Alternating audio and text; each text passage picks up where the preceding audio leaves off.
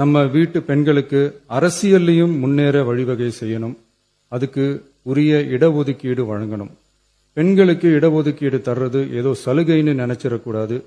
சமூக நீதி சார்ந்தது, அரசியல் அமைப்பு சார்ந்தது. மாண்புமிகு பேரவைத் தலைவர் அவர்களே, நம்ம நாட்டோட மக்கள் தொகையில ஏறக்குறைய பாதி பேர் பெண்கள் தான். அதனால அனைத்து நிலைகள்லையும் பெண்களுக்கு சம அந்தஸ்து வழங்கப்படணும்.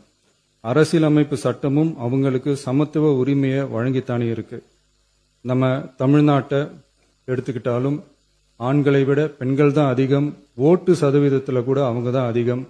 ஆனால் அவங்களுக்கான அரசியல் இடம்னு பார்த்தா 2021 சட்டசபையில் 12 பெண்கள் இருந்தாங்க. இப்போ இந்த 2026 சட்டசபையில் 23 பெண்கள் இருக்கிறாங்க.